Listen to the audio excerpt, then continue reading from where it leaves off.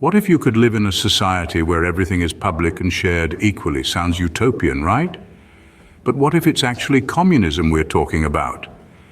This socio-political movement, often misunderstood and misrepresented, seeks to create a classless, stateless society based on common ownership of the means of production. It's a vision of a world without divisions, where everyone contributes according to their abilities and receives according to their needs. Intrigued? To understand more, let's delve into the history of communism. It all began in the 19th century with two influential thinkers, Karl Marx and Friedrich Engels. These two philosophers were driven by the deep-seated inequalities that were prevalent in society, and they sought to create a system where everyone shared the wealth of the nation.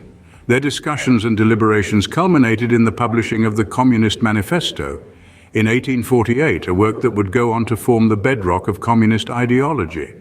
In the Communist Manifesto, Marx and Engels outlined their vision of a society free from class struggle, where the means of production were owned collectively.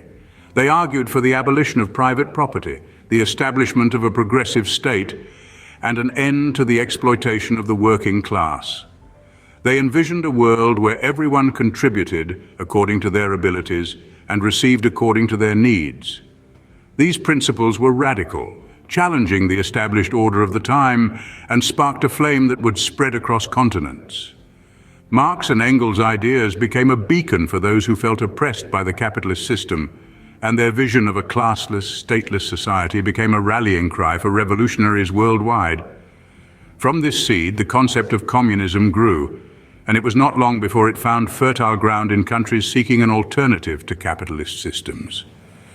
But the road to a communist society was far from smooth, and the journey was fraught with complexities and contradictions. Yet despite these challenges, the impact of Marx and Engels' ideas was undeniable. This ideology would go on to significantly influence the world.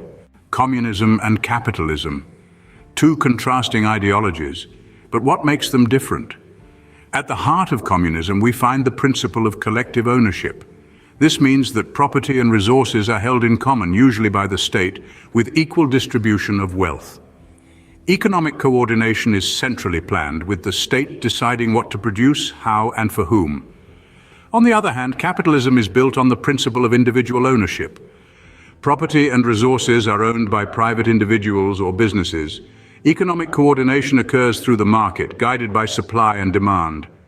Income distribution is unequal, as it's based on the individual's ability and effort. So, while communism aims for equality among its citizens, capitalism thrives on competition and individualism. The former seeks to eliminate class distinctions. The latter often results in a clear class hierarchy.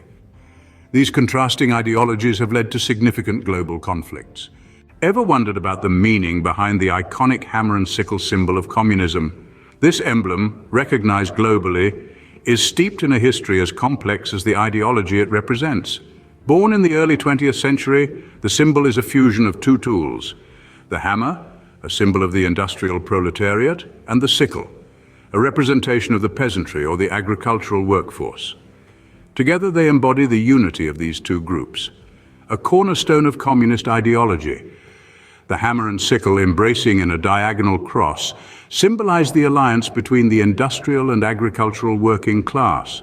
This alliance, according to communist principles, is the driving force behind the overthrow of the bourgeoisie, the capitalist class.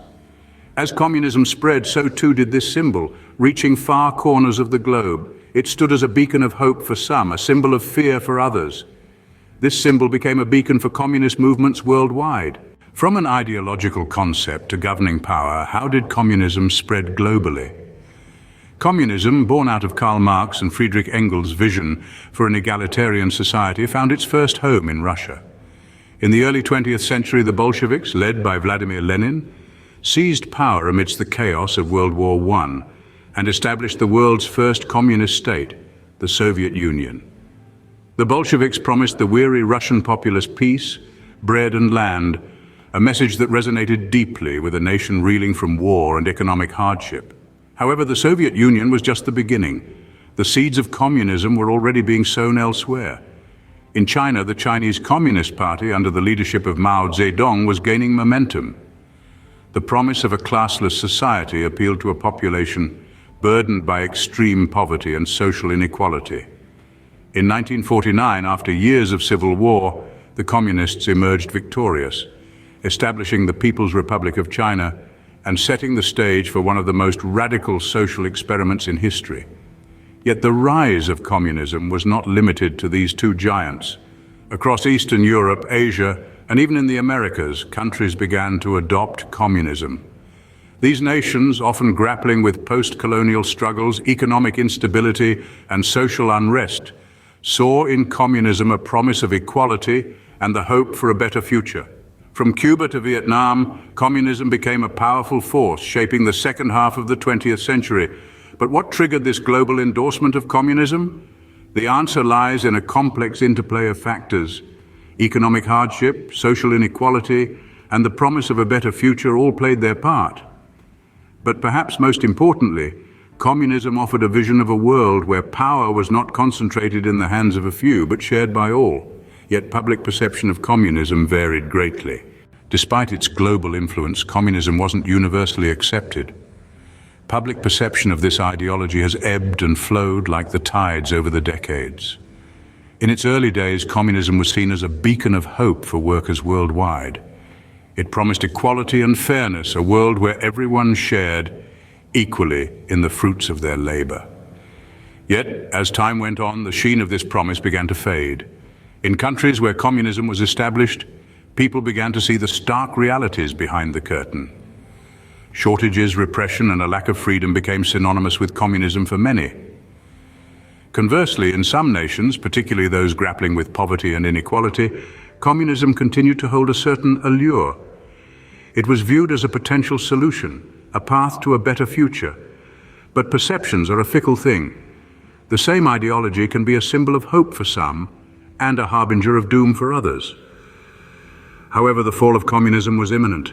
Despite its grand vision, communism largely failed, but why? The answer, as it often does, lies in a complex web of factors, but two stand out prominently: economic inefficiency and a lack of political freedom. Communism promised equality and prosperity for all, but the economic model it employed struggled to deliver. Central planning, a cornerstone of communism, aimed to control the entire economy, from production to distribution. However, it proved inefficient, leading to resource misallocation, stagnation, and ultimately economic decline. The absence of competition and profit motive, staples in capitalist economies, resulted in a lack of innovation and productivity. Moreover, the political structure under communism often bred authoritarian regimes. The ideal of a classless society where power lay with the people was a far cry from the reality. Instead, power was centralized, often in the hands of a single party or leader, stifling political freedom and dissent. This lack of political plurality and the suppression of individual rights led to widespread discontent, further destabilizing communist regimes. Still, it's important to note that these are not inherent flaws of the ideology itself, but rather its implementation. In theory, communism championed equality, cooperation, and shared wealth. These principles, however noble, were lost in translation when applied in reality. So we circle back to our initial question, yet could communism have had the potential to succeed? It's a thought-provoking question that continues to stir debate and demand introspection. Communism, a complex and controversial ideology that changed the world. From its inception through its rise and eventual fall, the principles of communism have stirred debates and triggered revolutions.